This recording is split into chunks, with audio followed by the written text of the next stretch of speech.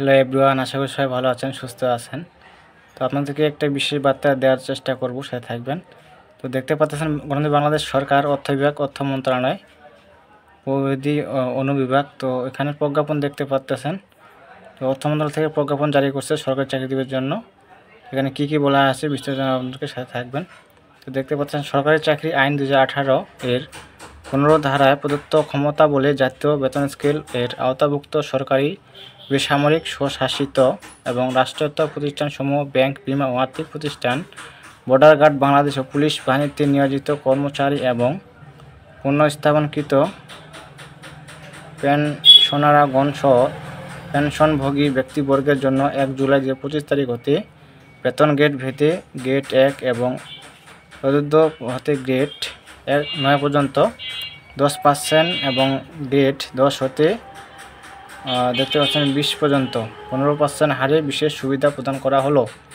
এই বিশেষ সুবিধা চাকরিরতদের ক্ষেত্রে ন্যূনতম 1000 টাকা এবং পেনশনভোগীদের ক্ষেত্রে ন্যূনতম 500 টাকা হারে প্রদায় হবে।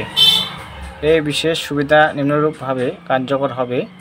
দেখতে পাচ্ছেন 1 জুলাই 2025 তারিখ হতে প্রতি বছর 1 জুলাই তারিখে প্রাপ্য মূল বেতনের ওপর গ্রেড 1 ও প্রদত্ত হতে গ্রেড 9 এর অন্তর্ভুক্ত চাকরিরত কর্মচারীগণ 10% হারে এবং গ্রেড 10 হতে এবং 20 গ্রেডের অন্তর্ভুক্ত চাকরিতে কর্মচারীগণ 15% হারে বিশেষ সুবিধা প্রাপ্য হবেন। তো এখানে যারা দেখতে পাচ্ছেন 10 হতে 20তম গ্রেডে চাকরি কর্মচারীগণ আছে, 15% সুবিধা পাবে।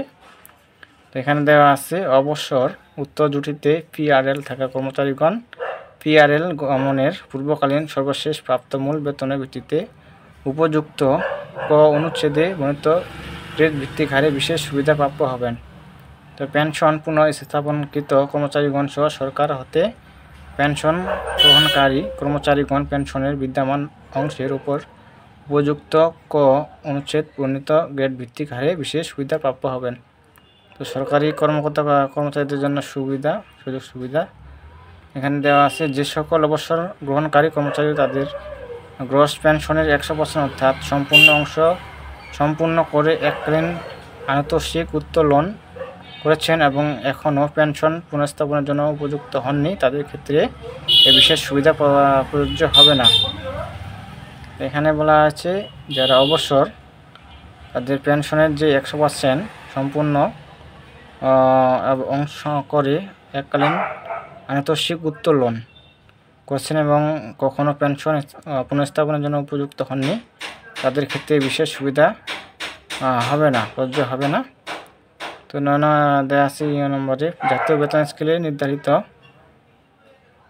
কোনো গ্রেডের সরকারি কর্মচারী চুক্তিভিত্তিক নিয়োগের ক্ষেত্রে চুক্তিভিত্তিক নিয়োগের অব্যাহতি পূর্বে সর্বশেষ আহরিত তার মূল বেতনের ভিত্তিতে ও সুবিধা প্রযোজ্য হবে। তবে শর্ত থাকে যে এরূপ চুক্তিভিত্তিক নিয়োজিত ব্যক্তি পেনশনভোগী হলে পেনশনের বিদ্যমান অংশ অথবা চুক্তিভিত্তিক নিয়োজিত হওয়ায় অব্যাহতির পূর্বে সর্বশেষ আহরিত মূল বেতনের ভিত্তিতে যে কোনো এক ক্ষেত্রে সুবিধা প্রাপ্য হবেন।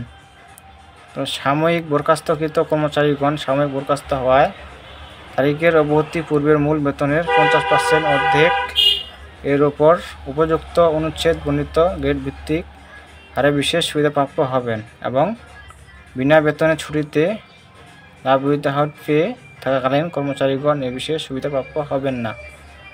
তো সরকারের রাজস্ব বাজেট হতে প্রদত্ত অনুদানে পরিচালিত প্রতিষ্ঠান ব্যতীত অন্যান্য স্বশাসিত সংস্থা ও রাষ্ট্রায়ত্ত প্রতিষ্ঠান এবং ব্যাংক, বিমা ও আর্থিক প্রতিষ্ঠান সমূহের কর্মচারীদের ক্ষেত্রে যারা জাতীয় বেতন স্কেল 2015 এর আওতাভুক্ত এই বিশেষ সুবিধা প্রদান বাবদ প্রয়োজনীয় ব্যয় সংশ্লিষ্ট প্রতিষ্ঠান সমূহের নিজস্ব বাজেট হতে মেটাতে হবে। তো অর্থ বিভাগের আদেশে এত তারিখে দেওয়া আছে 18/7/2023 এত দ্বারা বাতিল করা হলো।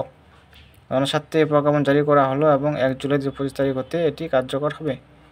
তো 1 জুলাই থেকে শুরু।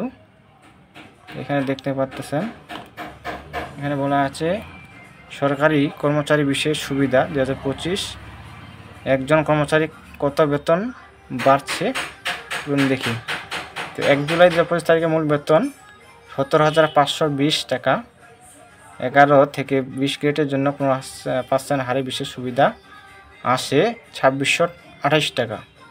তারপর দেওয়া আছে পূর্বের প্রাপ্য 1000 টাকা বাদে অবশিষ্ট থাকে 1628 টাকা, অর্থাৎ 1628 টাকা। তো 4 নং পদে বলা আছে মোট বিশেষ সুবিধা বৃদ্ধি 1628 টাকা। 5 নম্বর দেওয়া আছে 10% টিকলো কি, চলুন দেখি। 17,520 10% দিলে তার 1720 টাকা, অর্থাৎ বিশেষ সুবিধা বা প্রণোদনা 10% বৃদ্ধি পেল না। তো কর্মকর্তাদের কত বৃদ্ধি পেল এই যে দেখতে পাচ্ছেন। একজন সরকারি কর্মকর্তার মূল বেতন 71,200 টাকা, সেই হিসেবে 71,200 মানে 10% দিলে 7,120 টাকা, যেখানে যদি পূর্বে 71,200 5% অর্থাৎ 3,560 টাকা। পূর্বে প্রণোদনা বা বিশেষ সুবিধা সম্বন্ধে করলে উচ্চ গ্রেডের বা চতুর্থ গ্রেডের একজন কর্মকর্তার বিশেষ সুবিধা বাড়বে 7,120 3,560 থাকতেছে 3,560 টাকা।